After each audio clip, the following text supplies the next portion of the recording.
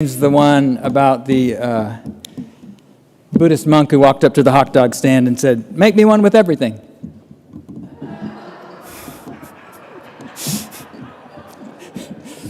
I think that's a perfect joke also.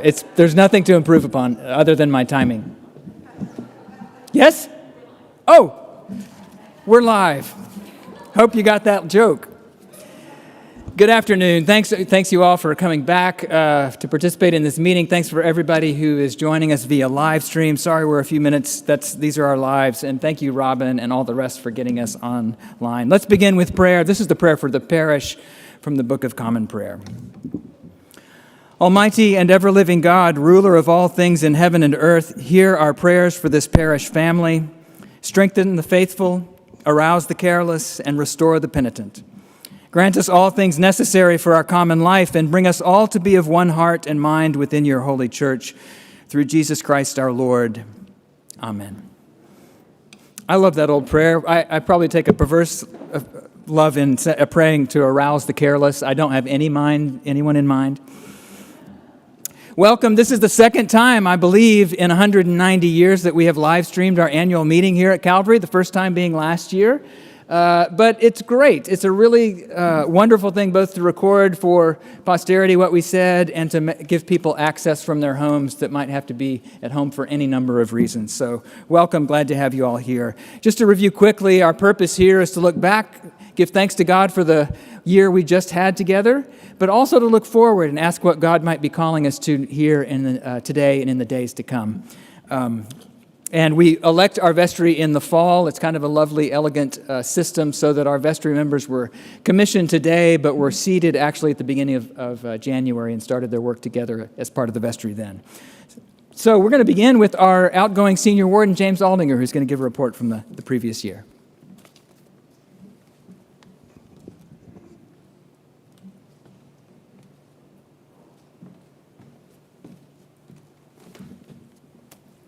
Good morning. As I reflected upon the past year, the second year of the pandemic, and how Calvary carried on in spite of it all, there's so many things that I'm thankful for, as I know you are as well. Our rector, Scott Walters, throughout the pandemic has always said we plan and that we pivot as necessary. And that attitude of flexibility has been exactly what we needed during this time. I know the staff, the vestry, and all the people of this parish have felt that. When it's necessary to step away and replan because the pandemic brought a challenge, we did that, and we appreciate Scott and his leadership. Our wardens group met faithfully throughout the year and through the entire year as well. We started out on Zoom, obviously, with our vestry meetings, and then we went to in person as we were able to do so. Our vestry retreat was a treat as well. We had Zoom first, but we did the Barth House. And if you haven't visited that, it's beautiful. You can go there. It was great to have that experience. Our parish can see the visions lived out of our work and the plan. We, downstairs when you come in and you're welcome, when you get to see the welcome signs that come in, that's what we did at the vestry retreat. We came up with those ideas. And I feel really warm when I walk in now and I see that and I see the pictures. Thanks be to God for that work and the welcoming to this parish. Scott, thank you for your leadership this year. The vestry, this was a hard year. And as he said, it's not been the normal times. And his leadership with all of our doctors of the parish and that committee that served, I don't know what we would have done without those meetings and pulling that together and helping this church be safe as we returned, and that support was led by you, and we appreciate that so much, okay? And Scott, thank you for a wonderful year.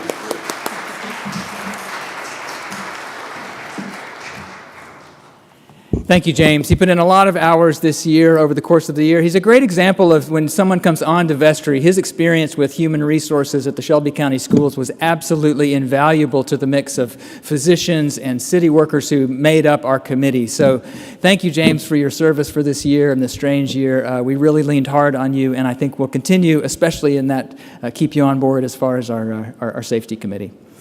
Another way to describe the year that we've just lived through is through the numbers. So Tony's going to come forward and say something about that.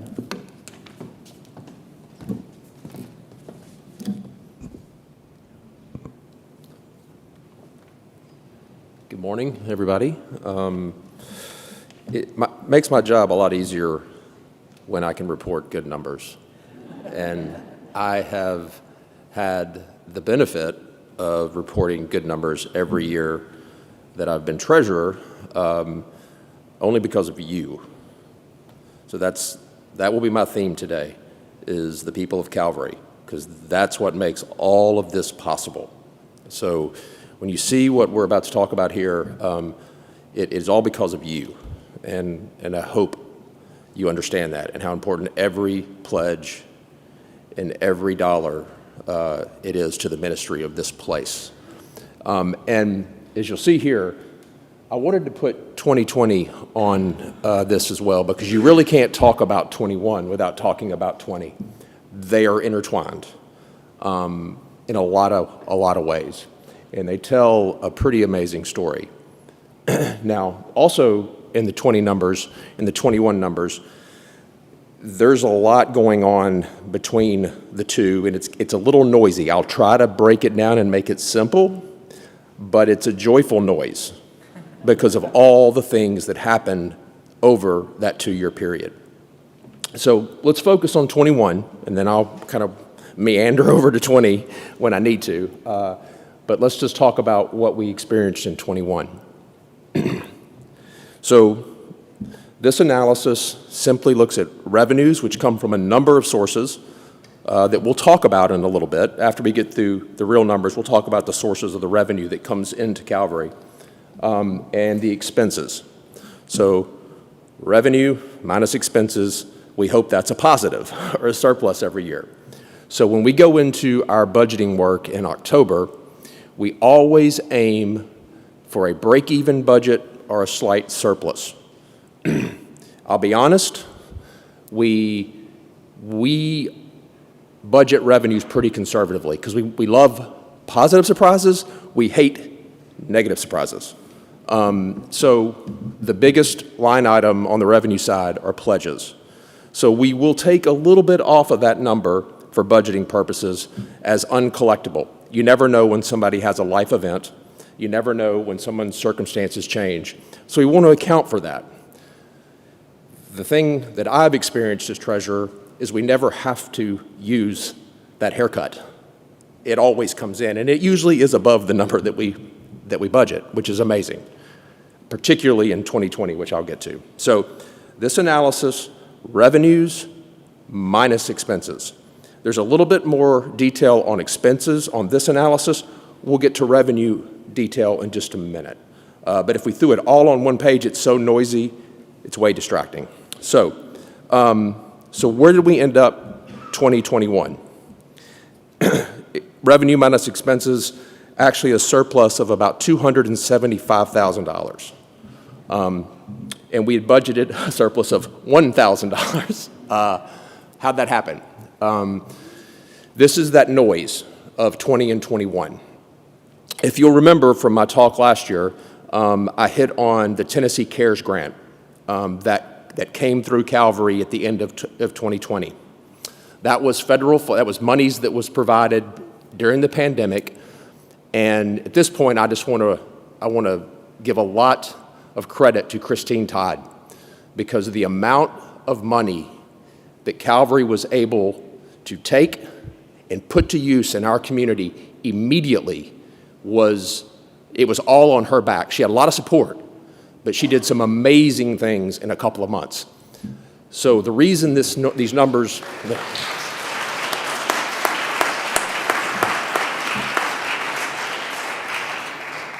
So the reason these numbers are a little noisy is because Calvary was so generous in 2020, the people of Calvary, in thinking, my neighbor may not be able to make their pledge commitment because they've had a change in circumstance, so I'm going to give a little bit more.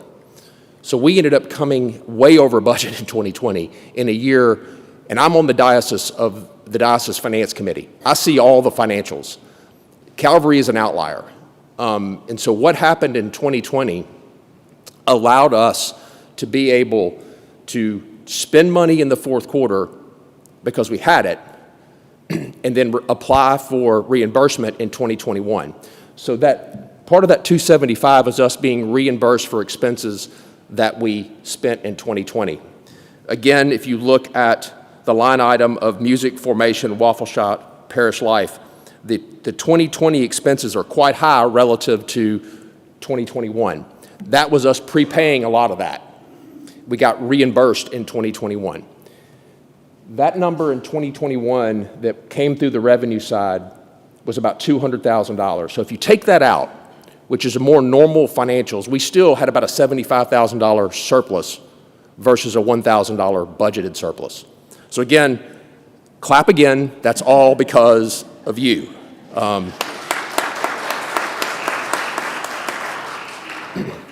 But to just one more point on that.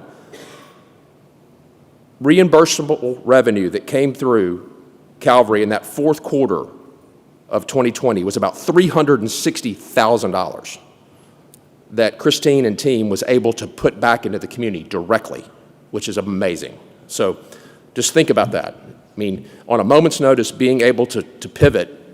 And one other thing, we did such a good job of documenting all of our expenses. They called us back and said, do you want more money? Because you're one of the only ones that actually did the program the right way. And Christine found a way to spend that money, which was awesome. So that's 2021. Again, an amazing year. Let's look at sort of 2022 budget. Again, you see we're budgeting to a slight surplus. Again, I'll hint to you that revenue number, there's a little bit of wiggle room there. And that doesn't mean you can't play your pledge. That just means it's for safety for us because you never know what's going to happen. We never know about variants and other things. So you'll see from a revenue standpoint, we're budgeting just over $2.2 million against $2.2 million in expenses for a slight surplus. Everything goes well, we would expect that number will be higher, but you never know. One other thing that happened in 2021 that doesn't show up here, but it shows up on our balance sheet. So our balance sheet are our assets and our liabilities. A number of years ago when we redid the Grizzly Prep 5th grade building, which used to be the old Nachos building, that's what we used to call it, because it was a restaurant. We bought that with cash, and then we had to do an extensive renovation. That renovation was split between us and Grizzly Prep. Our portion ended up being about $370,000 in debt that we took on. We were able to pay $200,000 of that debt down last year because of the financial position the church was in. So we kind of go into 2022 with kind of record pledge numbers, which are great, and you'll see the health of the pledges, which are great, and a much reduced sort of liability side. So we have $170,000 that we'll probably pay off this year or maybe refinance, and that's the only debt this church has, which is amazing.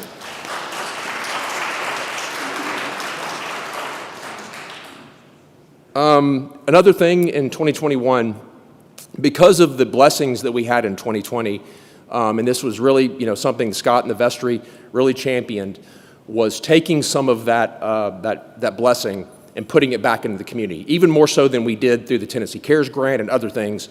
And that was work that began on the Hospitality Hub building. And so the vestry had made a commitment with Scott's leadership to really invest in that building. And that work is still going on today. And so that's some of the things that you see in the financials from an expense standpoint was that commitment by the vestry to do that. And again, with that, with the amazing park, with all the things that have happened on this block, it's just incredible to see. So that's all I had on that part. But do you want to do this, Scott, or do you want me to do it? No. I don't care. No. All right, okay. So where does the money come from? This is the detail on the revenue side. Again, highlighting by far the biggest percentage of the pie is pledge income. That's the lifeblood of this congregation is pledge income. Followed by, Calvary has an endowment, and that supports operations, so it provides a nice piece of the operating budget. And then we just have other things like the parking lot, things like that. So again, I want to show this just to emphasize pledge income and how big a part of the pie that it really is. Next slide. This just shows the distribution by buckets of pledges, and it shows you very diverse. There are all over significant pledges that come in, and it doesn't matter how big or how small. They all contribute. They all count. And you can see a lot of diversity here, which is good. And then the last thing, this is total pledges for 2022. Total pledges of 228. New pledges, very important, 18. Average new pledge, $3,300, which is great. Increased pledges, 86. Unchanged, 97, so the average pledge at $5,500. So new pledges and increased pledges. Great health to see. And I wasn't here for 9:15, but I heard there was a lot of energy in the room. That's also evident in these numbers as well. So. Yeah, thank you.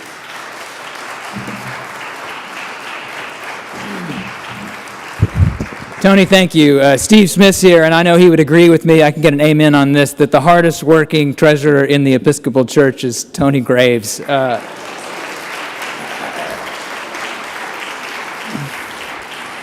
I can't overstate how thorough, how conscientious, and how mission-based his approach to our financials is. So, Tony, we're grateful for your service.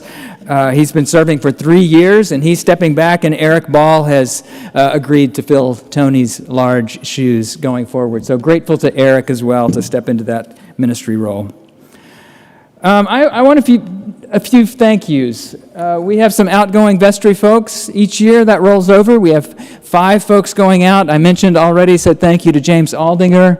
Lisa Buckner, Bailey Fountain, Nancy Manier, and Jenny Strubing are also that stellar class of vestry people representing our church, and they'll be rolling off and back into circulation in the congregation. Grateful for all 5 of these people. Their faithful service, again, in a difficult, think about 2 out of the 3 years that these folks agreed to serve on vestry have been guiding us through this pandemic. So I'm deeply grateful to all of you here. Thank you.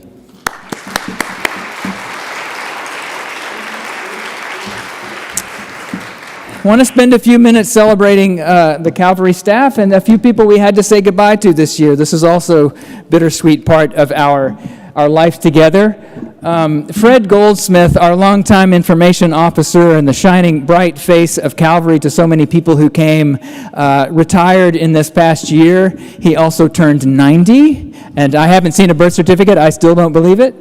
But Fred was a gift to this place, continues to be a gift to this place, and we give thanks to God for Fred's service here. Jess Steenbergen stepped in when Hillary stepped back from Children and Family Ministries a year prior. Jess has a full-time job, and she's still here at the parish, but when we were able to fill that position full-time, she stepped back as well. So what Jess did with a little bit of her time, teaching full-time, is astonishing in conjunction with Gabby and Amber and others. Amber, we sent Amber off to New York with broken hearts, but also a lot of excitement that she's now the rector at Christ Church in Warwick, New York. So she and Missy are thriving up there.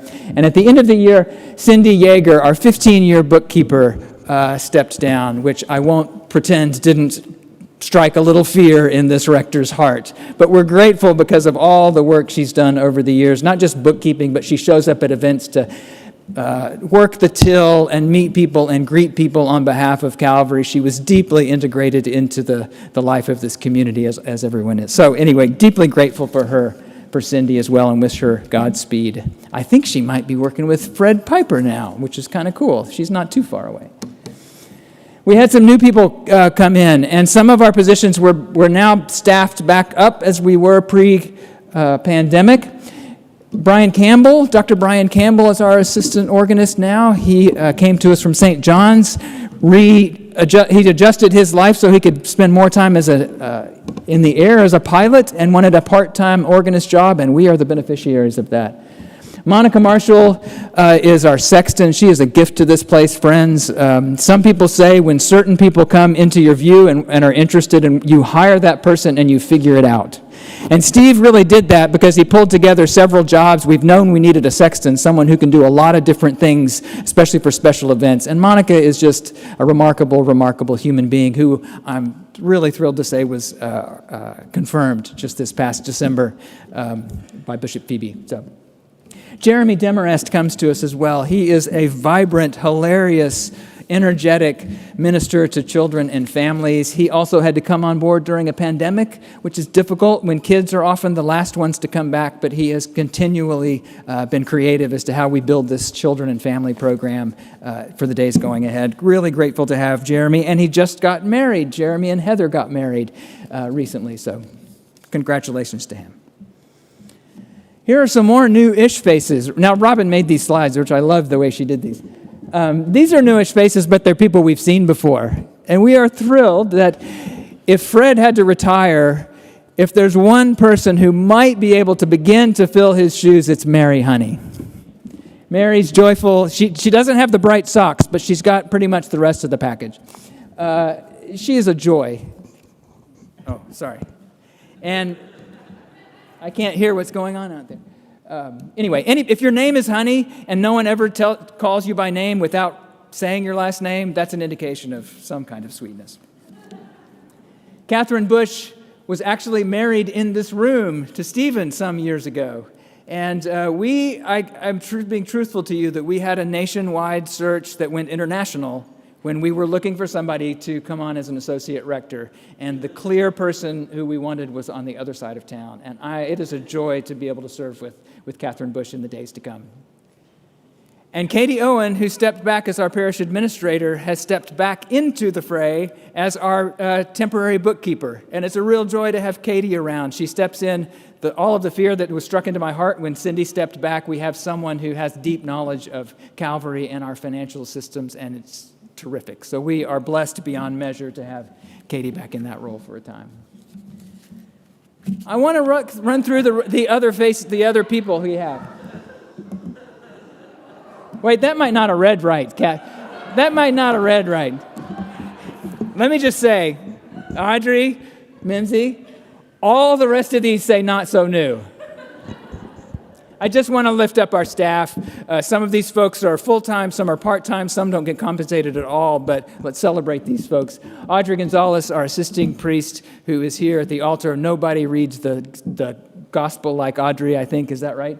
Mimsy Jones is a pillar here. I lean on her very strongly, especially for Lenten preaching as we're going forward. She has a deep knowledge of where we've come from, great vision for where we might be headed. Kristen Lynch is our organist choir master. I don't know what I'd do without this brilliant person leading our music program. She had to be away this weekend, so we can't celebrate her in person. What a remarkable minister.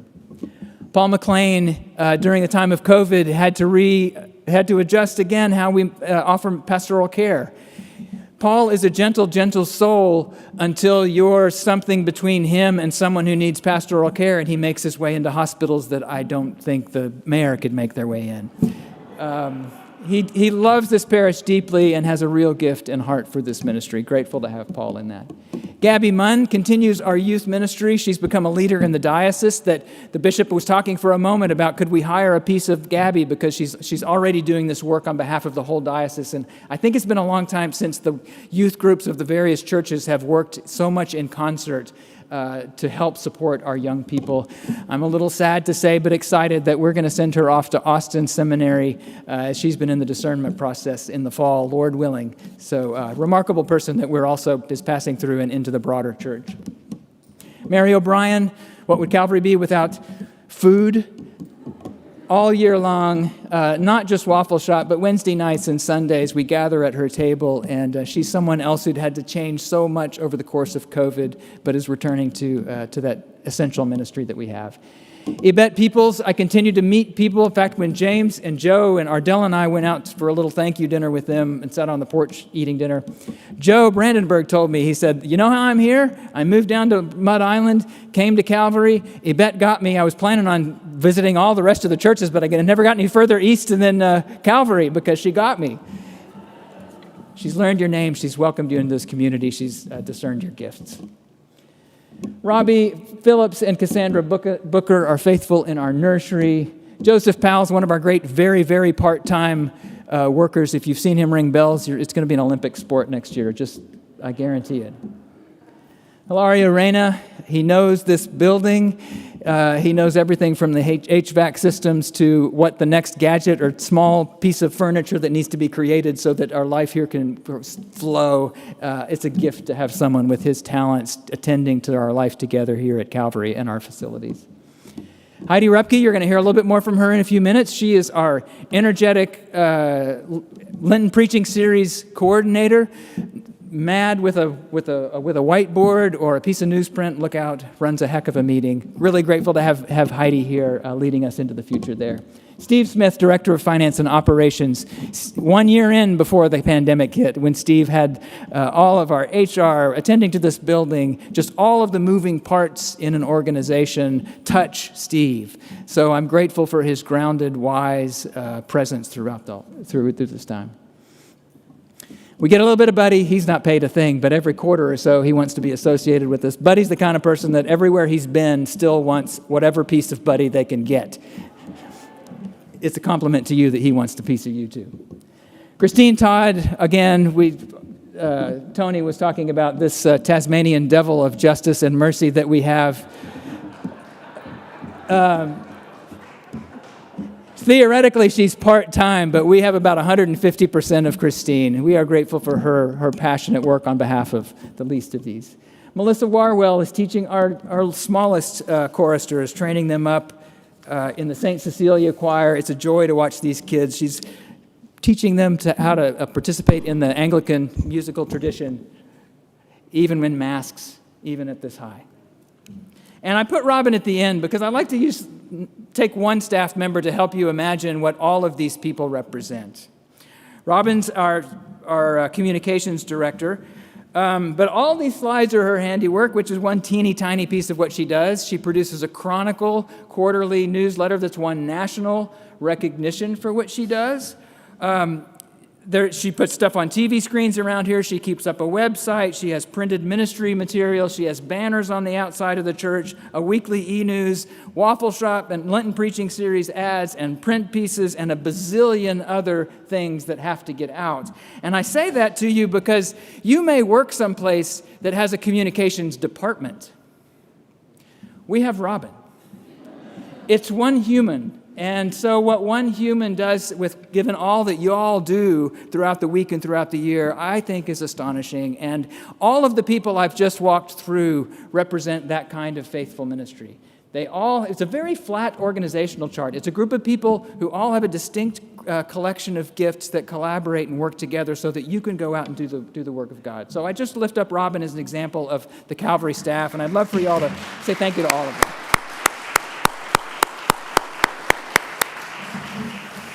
Okay, Heidi, we are going to bring you up, and we'll do our best. We're going to try to get you home, not by 12:30.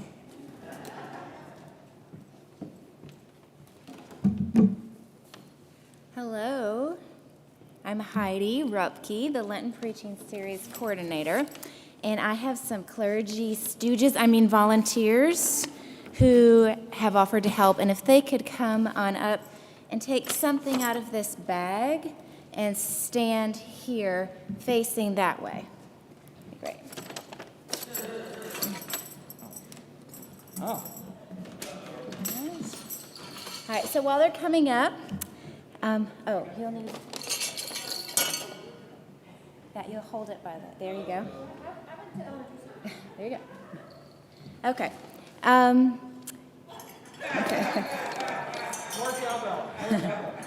All right, so I coordinate the Lenten Preaching Series, which means I get to do a lot of the back-end work to bring preachers here to Calvary every Lent. As we were talking about last year's service, I was one of the very few people who got to be in this space as we put on the Lenten preaching series, which was mostly virtual. We had a few preachers came in person, but I can't tell you what it was like to be here and hear live musicians, to just be in this space during Lent. I honestly had shivers. My children had just gone back to school after a year, and to have this yearly ritual of contemplation and challenge and kind of burrowing into Scripture a little bit more was amazing. And I'm so excited. The biggest question I get about this next year is, well, will everybody be on site? Will the preachers come this year? And the answer is yes. I mean, how many plans do we plan? B, C, D, F, G. But the plan is for everybody to be here in person, and that we would do Lenten preaching series as we do on Sundays with the medical and safety protocols in place. And Waffle Shop is also planning to serve in the basement. So we are really excited to come back to this space, to throw open our doors again for welcoming the city for a bit of contemplation in the nave and a bit of party in the basement. So we're also going to add a little bit of something extra on Tuesdays, the working title being Silence in the City, and it's going to be a structured silent time led by Reverend Catherine Bush. So our Lenten preachers will come on Wednesday, Thursday, and Friday at noon, and then Wednesday evenings at 6:15, we have a Lent After Dark, which is an extended conversation that we get to have with some of our Lenten preachers.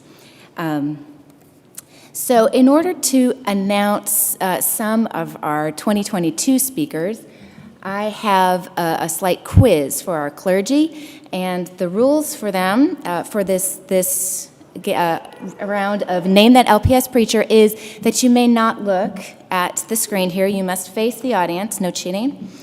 And I am going to read a description of an LPS preacher. And when you know who that is, you may interrupt my reading with your noise maker. And I will call on you, and hopefully you will have the right answer. If you do not have the right answer, I will continue to read until we have the right answer for the LPS preacher. Those of you who are in the audience can read the entire description and play along with us. If you're at home, play along and see if you can guess along with our clergy. So, first of all, I am a biblical scholar with 11 books. Oh, I heard a tambourine. Ellen Davis. Ellen Davis, that is correct. Good job to Scott. I'm going to read the rest of the clues so that if you don't know who Ellen Davis is yet, that was if we were playing Name That Tune, that would be 5 words. That's very impressive. I am a biblical scholar with 11 books and numerous articles to my credit. I explore how the Hebrew Scriptures help us to view and to wrestle with urgent contemporary issues. This is Ellen Davis, just so you're not ringing.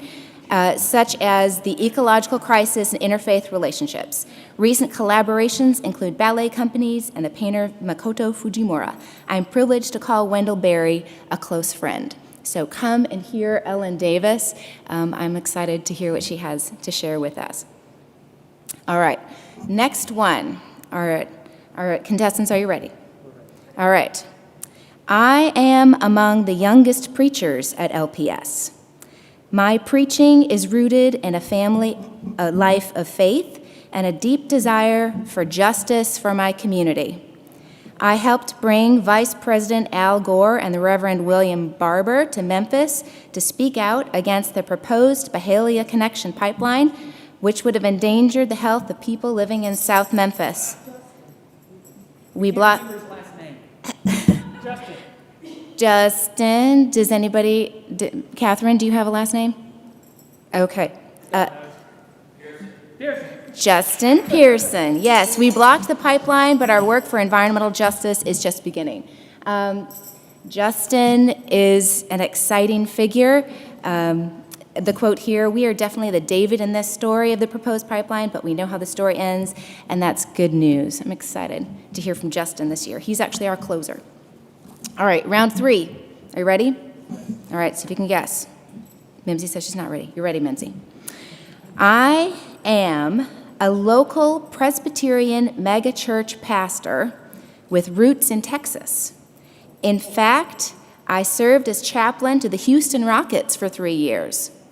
My passions include building opportunities. Oh, I hear a cowbell. I don't know his name, but he's the pastor of Hope Church. The pastor of Hope Church. We're going to give it to you. That's the Reverend Rufus Smith. Rufus Smith. I'll finish reading. My passions include building opportunities for educational and economic equity in communities and collaboration among pastors of various denominations. I'm an organizer, a leader, and a visionary. Come here, Rufus Smith. All right. 4th one, and there's only 2 more here. So this LPS preacher, has been thinking and writing about the present and future path of the church for several years. My particular lens for this is an Episcopalian one. Oh, I hear a triangle. Canon Stephanie Spellers is coming. I will finish reading her description here. I tie in with questions of political justice, racial reconciliation, and creation care. I serve as canon to Bishop Michael Curry, and am known for my preaching style, which welcomes all and pulls no punches. And you can join this book study starting this Wednesday night. Let's go. And join the book study. All right. Last one here. All right. We are a dynamic duo, an interfaith powerhouse. Oh, who is this? Micah and Sam Teitel. Micah's excellent. This year, yes, this is Micah Greenstein and Sam Teitel. We are a powerhouse of reverence for scriptures, compassion for the Memphis community, and engaging leadership. Our combined talents include slam poetry, rating lobster sandwiches, a cappella singing, and drawing huge crowds at the Lenten preaching series. This is the first year we will be appearing together to dialogue about scriptures and faith. Thank you to my volunteers here. The winner is everyone, because we can all come to Lenten preaching. Put those in here. I have just a quick call to action for everyone. If you have not been to LPS, I think this is your year. My first call to action is come. My second call to action is bring a friend. This is a great entry for people who may not belong to any faith community or may belong to a different one. The doors are open for everyone. My last call to action is to think about LPS 2023. We're coming up on the 100th anniversary of this series, and we want to plan LPS 2023 for the ages. I have set up a box in the hallway over here for you to share your ideas about who we should be bringing in and how we can make this an amazing celebration. We have a goal of raising $100,000 for this event so that it will be an event and a year that we will remember and celebrate and show how much we have learned in the past 100 years and how we position ourselves to look toward the future of faith and the voices that are up and coming. So thank you, and I'll see you at Lent.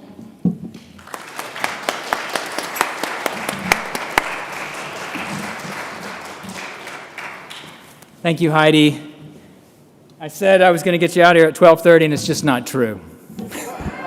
But everything that goes over is me, so this is the last thing to talk about here. So lately I've been thinking about masks. Sorry, Robin said I just had to work this photo into the talk somehow. And y'all knew that getting Catherine Bush to join your staff really is like catching the unicorn, right? So there it is. But I've also been thinking about those other kind of masks, right? I know if there's one thing we've had enough of, it's masks. Actually, worse than that, it's talking about masks. Wearing them has become almost routine. But last week, I suddenly thought back to that time when the only people we ever saw in masks were nurses and doctors. And I remembered that masks and gowns were the medical community's version of a firefighter's helmet or flame-retardant coat. which is to say that they weren't symbols of fear and self-protection. They're signs that one human being wasn't going to let something dangerous come between them and the needs of another human being. They weren't barriers. They were means to healing relationships between people. Tools for getting close enough sometimes to save a life.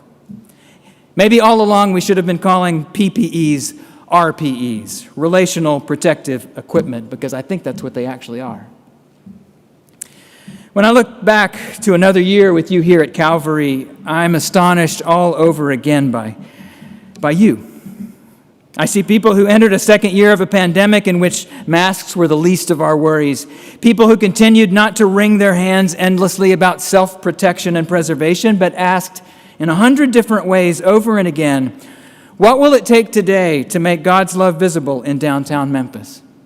What measures must we take so that people will be engaged, protected, clothed, heard, fed, challenged, uplifted, encouraged, included, loved? What measures must we take so that people can learn and grow and praise and sing and mourn and pray? What measures are required today? In Memphis as it is, in people's lives as they are, what will it take to be faithful? I'm now well into my 5th year with you at Calvary, working alongside you with wonder, watching you continue to live into these questions with a lot of joy and creativity.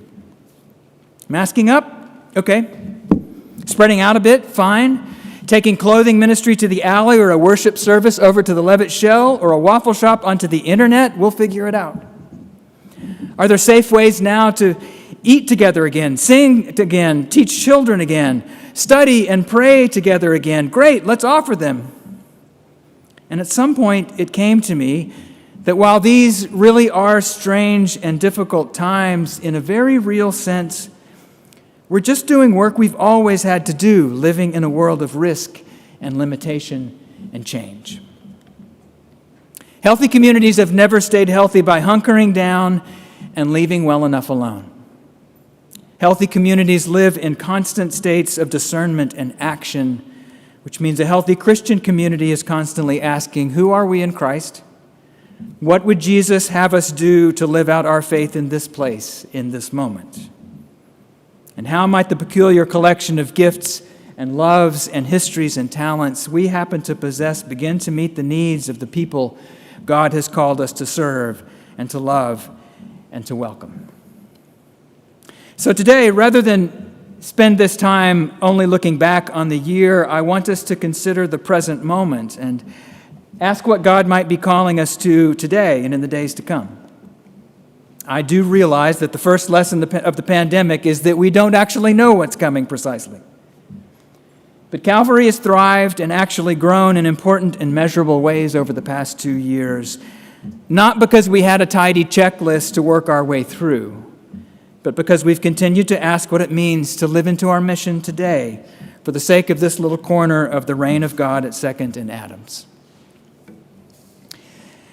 Now here's one view of that corner. It says a lot, doesn't it? I actually took that picture from about 20 stories up when I hiked to the top of 100 North Main last summer, and yes, I was up there legally. I was invited to be a member of the Downtown Memphis Commission's committee to review and recommend a developer for the site, and got a tour with Brett Roller. And I've actually come to wonder whether learning to live in the shadow of the biggest instance of blight in Memphis might also have prepared Calvary to thrive in a pandemic in a way. Because the truth of the matter is that Calvary has always thrived both because of and in spite of our context. Consider this. All of you made it into Calvary somehow. You're here, whether physically or online. But look at that block again. How does one get into Calvary, literally? Well, there's our beautiful red front doors, which we restored a few years ago. They're inviting, even if there's painted plywood barriers across the street to keep falling concrete from the heads of pedestrians. It's also true that those doors are not much good to you if you can't climb a set of stairs. If that's the case for you on a Sunday, or if you're just coming to Calvary for most of the reasons people do for the other 6 days of the week, there's your entrance. Think about that. Most people come into Calvary by walking across manhole covers and potholes patched with asphalt. They enter through an alley as if we're a speakeasy. And then you'll have to be led by the hand from there to the church. Now, I have to admit, there's something in this to celebrate that I love. Calvary's buildings are a fortress and a maze. But if there's blight on 2 full sides of your block, well, it may make some sense to mask up for a while, to put some protective gear on when Calvary stayed put and stayed faithful while so many people and businesses and resources pulled out of downtown Memphis in the closing decades of the last century. But Calvary didn't just stay. Calvary thrived. Calvary adapted. Calvary just directed people to our crumbling alley and went and met them there, welcomed them, loved them, served them, invited them in those doors by the thousands over the years. But sometimes faithfulness to our past means continuing to ask the right questions, even of our buildings, about what best serves our needs and our mission in the present. So we might ask, familiar as it is to us, does this entrance best express who Calvary is today? Does this door still announce who we are to the city that we love? Does it make visible the openness and welcome and inclusion we try to live out in Jesus' name every single day? We learn to make that doorway into a place of encounter and holy hospitality, just as we learn to meet one another in masks and at 6-foot distances and order fish pudding online. But is this entrance the one we would build today for the decades to come? Maybe, maybe not. And I think our forebears would tell us to keep asking that question. More than 2 years ago, conversations began about a master plan and capital campaign. Calvary hasn't had a campaign in almost 30 years. Plans were made and shelved for campaigns in 2008 and 2016, but those were not failed campaigns. Those were successful instances of discernment. And they actually made possible a deeper reimagining of the way our buildings and block interface with our neighborhood. In 2019, we formed a master plan exploratory committee. And over the course of that year, they met with ministry leaders, with Calvary staff, with vestry, and a collection of about 35 people we dubbed our Ideas Group, made up of people from 17 to 82, who represented the many aspects of our life, of our community. Our youth and our elders, families and couples and single people, people in outreach and waffle shop and worship and music and Christian formation for all ages. These were people whose day jobs were in architecture and education and finance and human resources and in the nonprofit world. Our exploratory committee even met with Todd Richardson to learn about the process that helped bring Crosstown Concourse to life, and our vestry applied those ideas to our block in a retreat. 2 years ago, at a meeting like this one, David Lusk spoke about what was beginning to emerge from that process. And less than 2 months after he did, well, you know about the spring of 2020. We're still in it.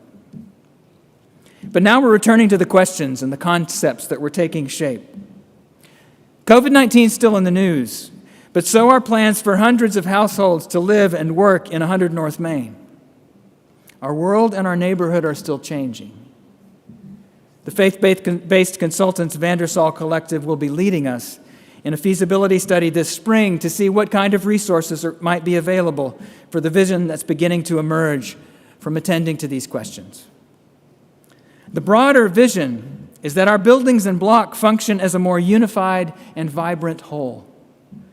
Maybe turning a staff parking lot like this into something a little more like this. Calvary is worship, outreach, fellowship, prayer, education, hospitality, music, the arts, and so much more. Imagine the interiors of our buildings reshaped for open and visible connections, where people of all ages participating in the different facets of Calvary's life can better encounter one another and deepen the sense of the interconnectedness of our lives and our ministries. Imagine clear, welcoming connections to green spaces and public spaces on the Calvary block.